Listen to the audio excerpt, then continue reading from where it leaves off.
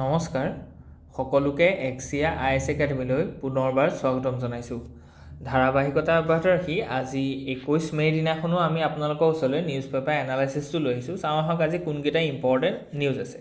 The first article is about the reshaping the post-war world order. Okay, so ইয়াত আছে the Moscow visit and a symbolism.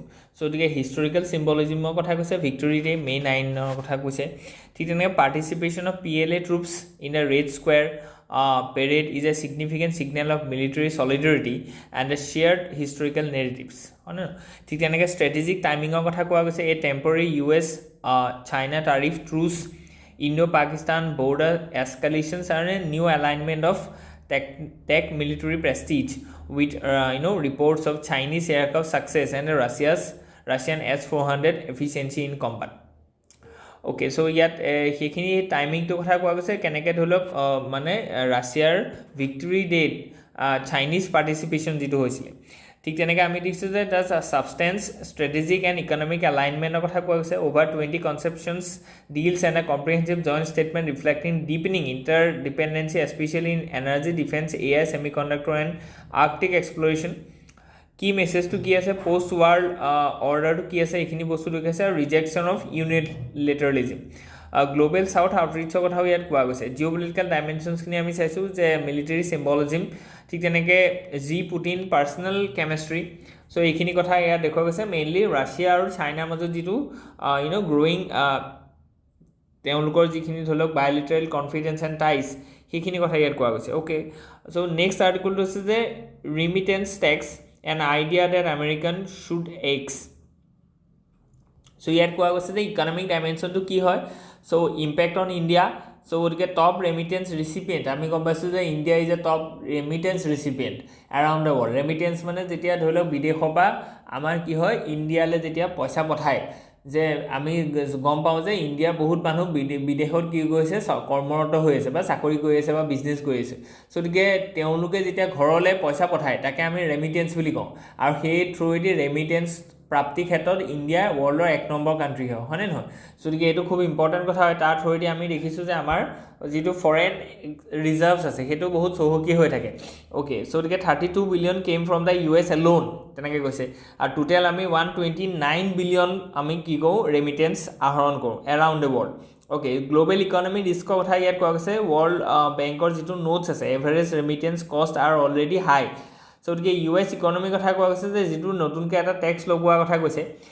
ঠিক তেনেকৈ legal and ethical ডাইমেনশ্যনছখিনি আমি চাইছোঁ। ইয়াত কেনেকৈ ইণ্ডিয়া ইম্পেক্ট পৰিব, ইণ্ডিয়াৰ US যিটো ৰিলেশ্যনশ্বিপছ আছে সেইটো কেনেকৈ ইম্পেক্ট পৰিব, আৰু নতুনকৈ যিখন ট্ৰেড ডিল হ'বলৈ গৈ আছে ফ্ৰম দ্য জুলাই। চ' গতিকে তাত ৰেমিটেন্সৰ মেটাৰটো ধৰি লওক স্থান পাব বুলি আমি আশা কৰিছোঁ। Okay, let's move ahead. ইয়াত আছে the shadow triangle, what makes this face off with Pakistan structurally differ is Chinese embedded role, a new strategic geometry. Okay, so the central argument was that Rao argues that the latest India-Pakistan confrontation must not be viewed as a bilateral incident in isolation. What structurally differences this episode is Chinese embedded material and doctrinal support to Pakistan, transforming the strategic equation into a triangular configuration.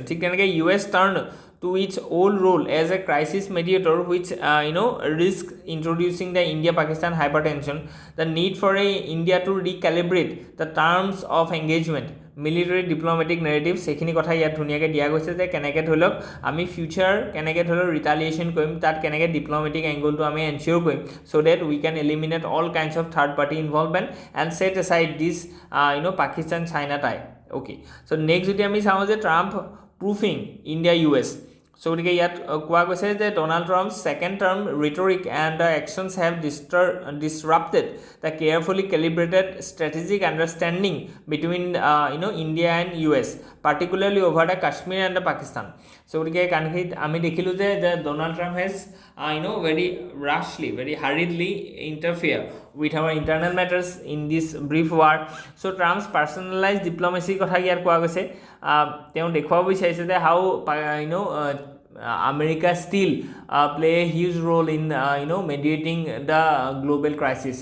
So গতিকে তেওঁ সেইকাৰণে আহিয়ে কি কৈছে যে Russia Ukraine ৱাৰখন stop কৰিবৰ কাৰণে তেওঁ চেষ্টা কৰিছে ঠিক তেনেকৈ ইণ্ডিয়া পাকিস্তানৰ যুদ্ধখন তেওঁ ইণ্টাৰফিয়াৰ কৰিছে সো গতিকে all this things so multidimensional এনালাইচিছটা আমি দেখুৱাইছোঁ ষ্ট্ৰাকচাৰেল ইনষ্টিটিউশ্যনেল ডাইৰেকশ্যনছখিনি আমি দেখুৱাইছোঁ পলিটিকেল এণ্ড এথিকেল ডাইমেনশ্যনছখিনি ইয়াত দেখুওৱা গৈছে টাইম স্পেচ লিংকেজখিনি আমি দিছোঁ অ'কে লেটছ মুভ এহেড ইয়াত আছে যে keeping India US ties out of the Pakistan trap okay so গতিকে আমি সেইটো দেখুৱাইছোঁ যে Donald Trump second term rhetoric and the actions disrupted যিখিনি আমি অলৰেডি ক'লোঁ সো গতিকে এইখিনি বস্তু বহুত ইম্পৰ্টেণ্ট হয় যে হাউ উই will keep this US out of this internal affairs interference. Okay, let's move ahead. Narlikar's life in science, a scientist for the people. Okay, so the scientific contribution and cosmological legacy kotha yat koa goise Narlikar gained international recognition as a student and a collaborator of Fred Hoyle at Cambridge and their joint work on Hoyle-Narlikar theory of gravity ঠিক তেনেকৈ steady state কসমলজি এইখিনি ক্ষেত্ৰত আমি দেখিছোঁ যে এই মানুহজন খুব ইম্পৰ্টেণ্ট হয় চ' ইয়াৰ ওপৰত হ'লেও প্ৰিলিমছতো কুৱেশ্যন সুধিব পাৰে চ' গতিকে আমি নেক্সট যদি আমি চাওঁ the Gulf nations pivot from the crude to code okay so the Gulf nations kini kihor kane important hoy crude oil khetrote hok ba code khetrote hok so yat koa goise hetu executive summary jodi ami sao je Gulf nations particularly Qatar UAE and Saudi Arabia are undergoing a dramatic strategic transformation shifting from the oil based wealth to AI powered tech empires so the hekane code kotha to koise Technically, India, with its demographic advantages and deep human capital ties to the Gulf, stands at a historic crossroad. This moment demands proactive strategic engagement for India to lose a decisive lead in an AI Gulf convergence era. So, the strategic directions kini saisu the new tech shakes kini ki ase the AI use koise teonuke. So, the ama West Asia policy to ase Act West policy. So, that etu eta notun dimension ta ahibo. So, the Hindu is an important article that is about India's new normal, deconstructed. Okay, so the strategic shift India's new normal. So, the proactive and preemptive retaliation, ekhini gote ekhini kotha ame already discuss koisoi. The Hindu ako he kotha tuke dhuniyaga yat present koise. Okay, let's move ahead. Yat ase je 3-year rule, a setback to judiciary aspirant. Okay. So, yet historical legacy backdrop of 1958 to 2025 of it can evolve judiciary to Hekini Kotha Medical.